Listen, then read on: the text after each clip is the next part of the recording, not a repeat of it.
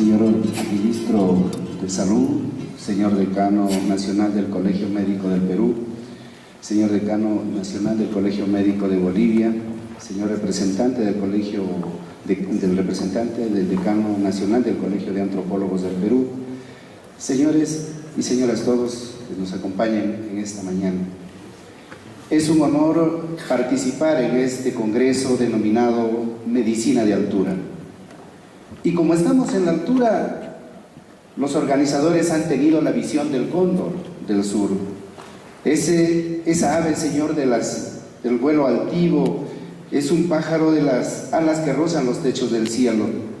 Desde tiempos ancestrales, su presencia solemne ha fascinado a los pueblos andinos. Así, este gran pájaro se convirtió en el símbolo de la sabiduría y mensajero de lo divino. Muchos académicos han establecido una tríada en una cosmovisión andina: el Hanampacha, que es el mundo de arriba, el Caipacha, que es el mundo de acá o de aquí, y el Ucupacha, que es el mundo de adentro, que está donde viven nuestros ancianos, nuestros ancestros. Y cada uno de estos mundos se han visto vinculados con un animal sagrado, y ellos son el puma, la serpiente y el cóndor andino. Hago esta reflexión porque los organizadores han tenido una visión de 360 grados, o mejor, para no salir de contexto, han tenido una visión de un maestro en trance después de haber bebido la guachuma o el San Pedro, que es una planta maestra, que permite ver más allá de lo evidente y que nos alega de esos académicos, como ya nos hacía la reflexión el doctor en minutos antes. Pues el haber convocado a profesionales de diferentes especialidades hace que desde ya marque un hito en lo que debe ser la investigación en el campo de la salud y bienestar del ser humano. Pues aquí no se trata de ver quién es el mejor o quién es el peor. Lo que se trata de ver es qué conocimientos nos ayudan a vivir mejor. En ese contexto, el Colegio Profesional de Antropólogos del Perú viene participando y viene trabajando de manera conjunta y a partir ya de un convenio firmado con el Colegio Médico del Perú para desarrollar algunas actividades que nos permitan entender la dimensión de la salud y la enfermedad desde un contexto más amplio y donde nos permita articular el conocimiento y la forma de vivir de los hombres con su medio y su naturaleza. Y todo esto ha sido gracias a la generosa inquietud del doctor Fernando Fernández, quien en todo momento nos ha aperturado una posibilidad de participar más activamente en todo esto. Yo diría que en alguna parte el doctor Fernández nos ha motivado tanto que se ve ahora involucrado en algo que tiene que ver con nuestro colegio profesional. Esto ha sido informado al decano nacional y el decano nacional nos ha dado indicaciones precisas para que a partir de este congreso se lance y se forme dentro del Colegio de Antropólogos del Perú el área de la antropología de la salud, donde ahora todos los antropólogos que estén trabajando vamos a estar articulados a través del Colegio de Antropólogos y obviamente vinculados al Colegio Médico. Y eso es un reto para poder trabajar en equipos multidisciplinarios. Cuando hablamos del Perú, a veces, o hablamos de la salud y la enfermedad, a veces solamente nos vinculamos a entender la parte biomédica. Sin embargo, el hombre vive en un entorno natural que va construyendo progresivamente y se va adaptando a su forma de vivir. El Perú es una realidad muy compleja. El Perú es una realidad que no se ajusta a modelos propiamente establecidos o programas que tengan que ver de manera uniforme. Cuando nosotros hemos estudiado desde nuestra educación en los colegios, nos presentan a un Perú muy bonito, muy plano, muy homogéneo, donde vemos casi todo sin problemas. Sin embargo, más adelante vienen a mostrarnos otra realidad que va complicando la cosa.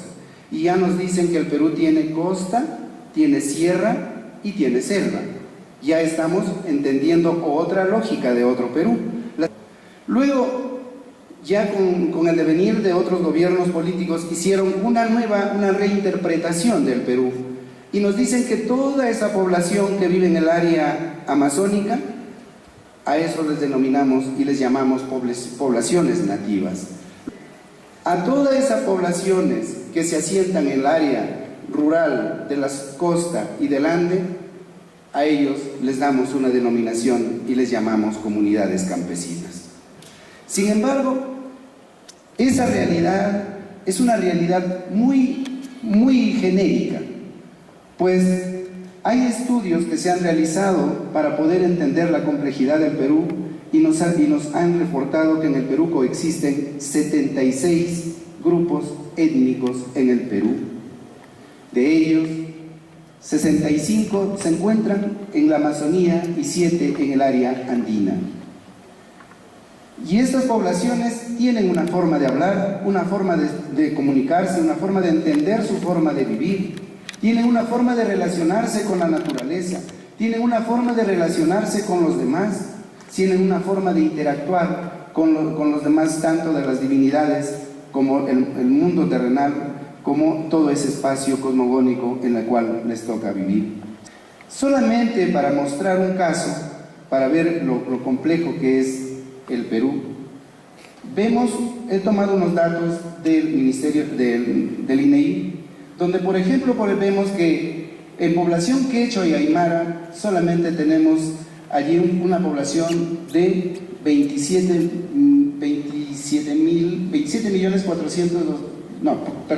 estoy hablando de población quechua 3.360.000 y una población aymara de 443.000, población indígena amazónica 332.000, que están actualmente habitando en estas regiones. Pero yo tengo mis ciertas dudas sobre esto, porque considero que aún falta recoger información más auténtica de campo, porque hay poblaciones a donde ni siquiera todavía han llegado los encuestadores. Tenemos grandes poblaciones que aún se les ha dado la denominación de los no contactados, que esos no figuran, por ejemplo, para la estadística. De manera que frente a esa gran complejidad, nosotros, ¿cómo entendemos el Perú? ¿Cómo abordamos el tema de la salud? Y sobre todo, ¿cómo podemos trabajar de manera coordinada? Ya en la mañana hemos visto las exposiciones donde nos presentan proyectos bien interesantes, donde hemos avanzado significativamente, pero aún vemos que todavía nuestro país necesita más para poder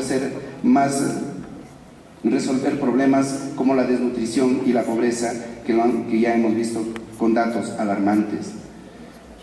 Para ello es importante que nosotros, como antropólogos y desde las ciencias sociales, podamos contribuir en todos los proyectos que se estén realizando para entender la lógica y la cultura de la forma de vivir de la población. Por ejemplo, cuando la doctora Pilar Nores hacía referencia a las cocinas, me hizo recordar a un trabajo de investigación que realicé hace algún tiempo para elaborar un documento técnico de las casas maternas, que ahora es un documento oficial en el Ministerio de Salud. Para hacer ese documento me tomé el trabajo de viajar por todas las regiones del Perú y visitar todas las comunidades. Y en una de las comunidades yo encontré, porque justamente al hablar de la casa materna tenemos que ver un lugar donde habitar, un lugar donde dejar los animalitos, un lugar donde dormir y un lugar donde cocinar. Entonces todo iba muy bien, la casa y todo lo demás, y entonces llegué a una comunidad y le digo a una mamá, ¿por qué no te vas tú al centro de salud? Si tienes tu casita materna, tienes donde cocinar, tus animalitos, tienes todo. Ah, me dice, lo que pasa es que ahí en esa cocina no tenemos la leña. Pero ¿cómo? Le digo, si ahí había una ruma inmensa de leña y tú puedes cocinar allí. No, me dice, lo que pasa es que nosotros tenemos nuestras propias leñas cuando damos a luz. Y me explicó todo un proceso de la simbología que esas madres tenían, que para el proceso de parto ellas recogían un determinado tipo de leña para que esa mujer pueda recuperarse con el calor de la cocina y pueda mejorar y fácilmente pueda superar este trance del parto.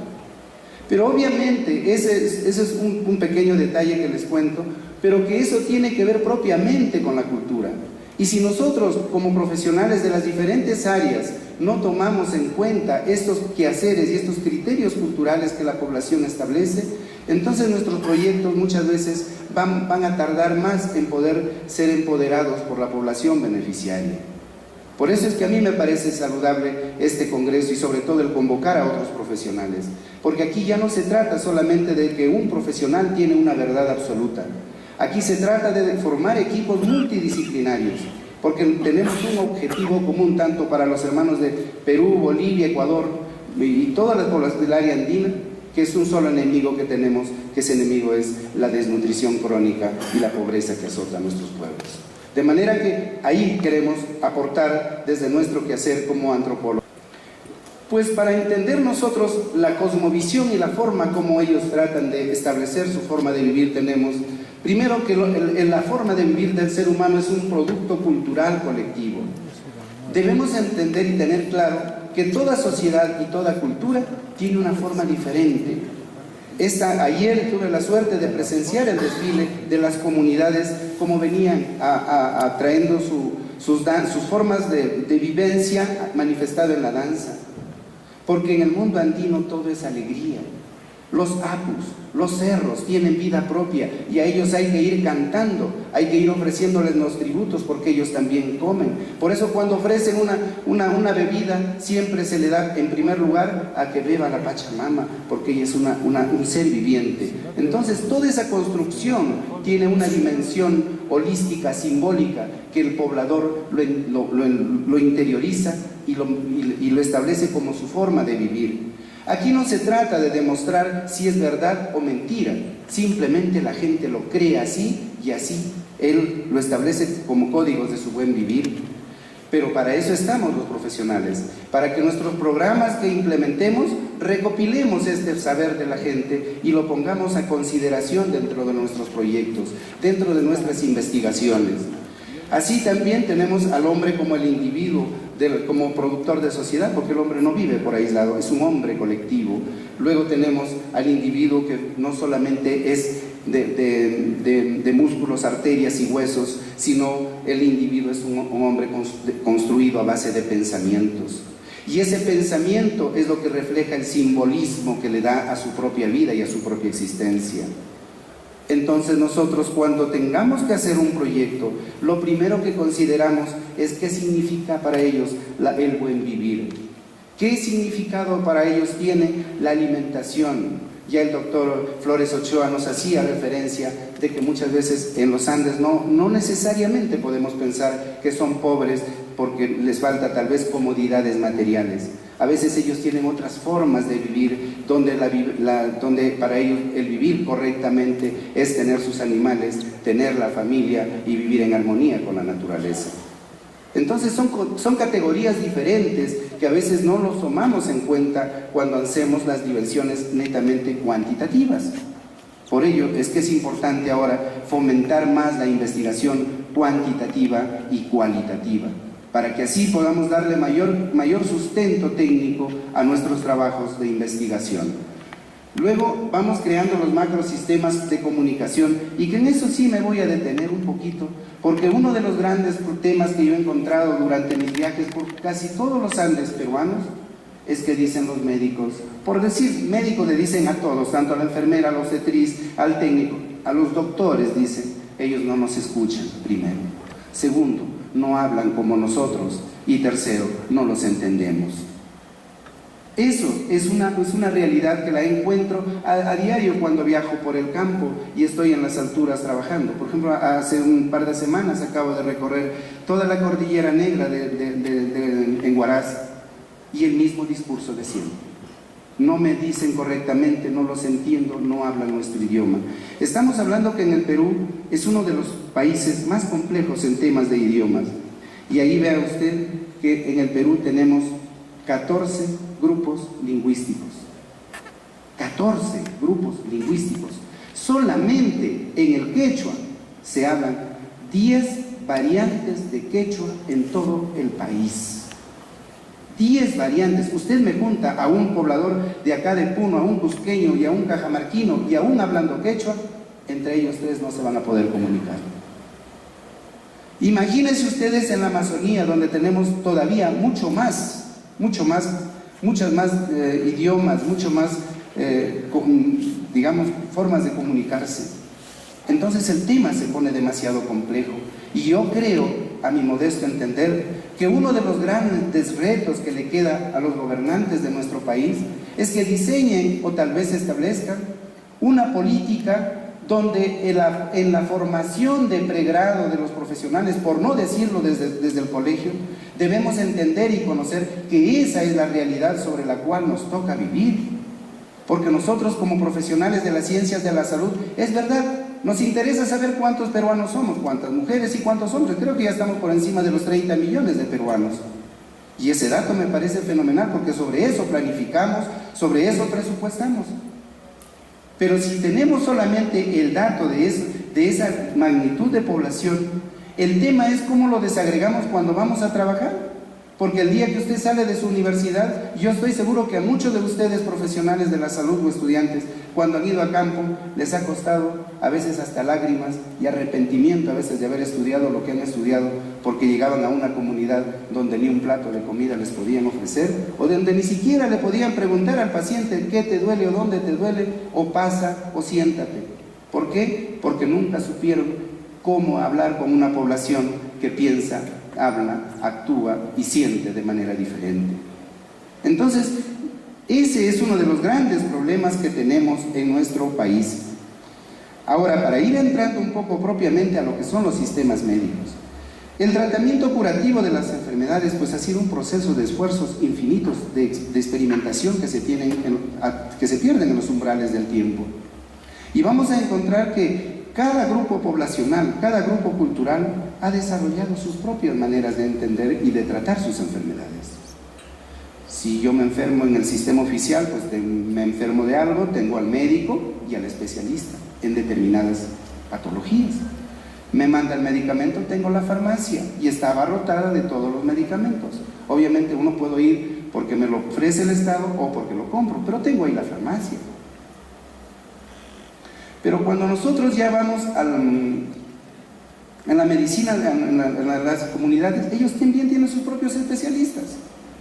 Por ejemplo, usted va y tiene al yatiri, tiene al curandero, tiene al huesero, tiene a la partera, tiene al curioso, tiene a los altomisayo, tiene a los unaya, etcétera, etcétera, por mencionar algunos de los profesionales que en cada comunidad tienen una propia lógica de cómo ellos diagnostican, tratan y ven todo lo que es el proceso de la enfermedad.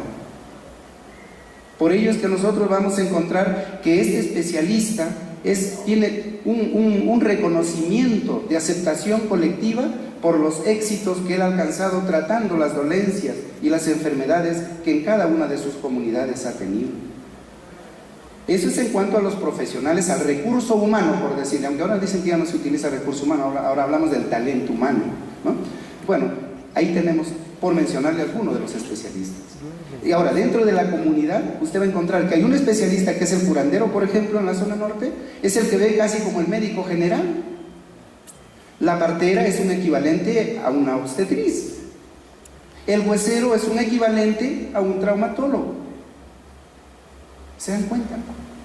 Y nosotros vamos encontrando así en cada uno de estos lugares. Luego tenemos los recursos, propiamente ya los medicamentos, así como tenemos una farmacia.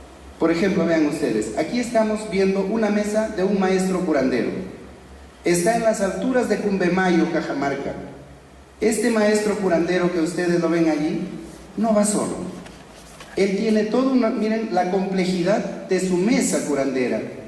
Él tiene artes, esos no son maderas, no son piedras ni son huacos, son artes que él utiliza y que tienen poder que le dan a él para poder tratar las enfermedades, para invocar a los espíritus, para invocar a los apus, como es el apu alpamayo, que un maestro, lo pusimos al teléfono justo en el colegio médico, nos decía, es un apu que concentra la energía pura para la humanidad, porque ellos los convocan a estas mesas para que desde allí puedan tratar las enfermedades de los demás. Obviamente que hablar de esto es tranquilo para pasarnos toda una tarde, solamente les he traído para que ustedes tengan idea de cómo estos maestros están permanentemente actualizándose del conocimiento, de la vivencia de los apus a través de este tipo de rituales que ellos establecen. De manera que, así como hemos tenido por un lado ese conocimiento, vemos que en la naturaleza tiene una variedad de plantas medicinales. Alguien ya hacía mención en una ponencia anterior de los microclimas. El hombre andino, y me refiero a andino porque va desde la puna hasta el mar, tiene un viaje permanente de intercambio de productos, de plantas medicinales, de productos alimenticios. Ellos mucho vinculan la alimentación no solamente con valores nutricionales, sino también con valores terapéuticos. Hay alimentos que los someten para dietas, para determinadas enfermedades, para determinadas situaciones y en determinadas ocasiones. Entonces, tienen una complejidad de lo que es el uso de las plantas medicinales, y eso lo propician a través de prácticas rituales, prácticas ceremoniales, donde ir a recoger una planta medicinal no es pues como nosotros que sacamos nuestra billetera y vamos al supermercado y sencillamente allí compramos la hierbita que nos parece, o vamos acá al mercado central y compramos nuestras hierbas. No, la gente del campo tiene una forma particular de encontrar el valor terapéutico de las plantas. Toman en cuenta el ciclo de luna, toman en cuenta los horarios. Hay plantas que se recogen en la madrugada, otras al mediodía, otros al caer la tarde. Saben seleccionar, pueden tomar un tallo, una hoja, una corteza o una raíz. La dosificación también lo tienen plenamente establecido a través del puñadito, a través de un manojo, a través de un atado, a través de unas hojitas, etcétera, etcétera. Es decir, tienen un propio manejo de sus propios medicamentos para tratar sus enfermedades. Esta forma de ver, no vayan a pensar ustedes que solamente son de comunidades alejadas, que están en el corazón de la selva o en las alturas de los Andes peruanos, o bolivianos o ecuatorianos. Si no, nosotros vamos a encontrar, no sé si les ha pasado, pero ustedes visitan cualquier mercado de Lima, y ya no quiero hablar de provincia, porque ustedes van a encontrar en cualquier lugar su mercado donde venden las plantitas medicinales. Yo me he dado el trabajo de recorrer una gran cantidad de mercados en Lima, y en todos cualquier cosa te puede faltar, menos el puestito donde te venden plantas medicinales. La gran pregunta es, ¿quién consume esas plantas medicinales? ¿Por qué es infaltable un puestito donde venden las plantas medicinales en el mercado? Es obviamente porque la gente lo consume, la gente lo usa. La gente no ha perdido su ligazón cultural con sus propios arraigos, de sus vivencias, de sus pueblos. Porque recuerden, Lima es una ciudad de migrantes, y como muy bien presentaban en la mañana también un mapa, el hombre se mueve de un lado a otro, y esa movilidad es lo que le permite llevar en su mochila, que nunca lo deja. Eso se llama su cultura. Por eso es que cuando nos vamos a Lima, muchos tal vez fuera del país, lo que más añoramos siempre es parte de nuestra idiosincrasia, es nuestra música, nuestra comida, nuestras bebidas y una serie de elementos que están vinculados a la cultura. Entonces vean ustedes, yo he encontrado, por ejemplo, este es un puesto en un mercado donde está abarrotadísimo, donde tiene plantas medicinales de todos los pisos ecológicos del Perú, y donde usted puede encontrar para cualquier enfermedad, y usted llega allí y ahí le pueden sugerir las plantas con qué usar. Y vean ustedes, allá tenemos ya un poquito más, lo elaboran con las grasas de los animales, la grasa de la culebra, de la gallina, del cuy, etcétera, y otros animales que le van dando una forma, porque también se quieren modernizar, y un poquito también ahora quieren entrar al mundo del mercado, y lo preparan a través de sus pomadas y ya lo venden en frasquitos envasados. Vean ustedes ahí el letrero, ahí como ustedes mismos ven en el letrerito, dice: se vende pomadas para el dolor muy fuerte, que te duele muchísimo. No sé si en el campo de la salud podemos llegar a ese nivel, pero bueno, ahí está pues el letrerito, y ahí lo vemos cómo ellos venden sus productos y cómo ellos están cada vez más cerca de la gente. Y en una oportunidad yo le preguntaba pues a la gente, ¿por qué más prefiere ir al curandero, al vegetalista o al vendedor de plantas? ¿Por qué no se va a un médico? Y él me decía: lo que pasa es que cuando vamos con él, él nos entiende. Y ahí entendí algo, que la salud y la enfermedad no solamente pasa por el dolor y la dolencia física, sino muchas veces necesitamos el entendimiento del otro para que pueda entender nuestra forma de sufrir y nuestra forma de dolor. Por eso en el mundo andino el conocimiento no brota del cerebro, el conocimiento brota del corazón. Eso es una práctica que hasta el día de hoy lo establece. Es una manera de cómo siguen teniendo vigencia y cómo yo creo que estos conocimientos perdurarán en el tiempo, porque es parte de nuestra idiosincrasia, de nuestra cultura. De manera que yo invoco finalmente que en estos trabajos que podamos desarrollar conjuntamente, y ya desde el compromiso de poder trabajar en equipos multidisciplinarios, nuestro aporte y nuestra mirada será siempre desde el lado cultural, y desde ya yo creo que los antropólogos estamos dispuestos a ponerle corazón al conocimiento del cerebro que muchos de ustedes pueden tener. Muchas gracias.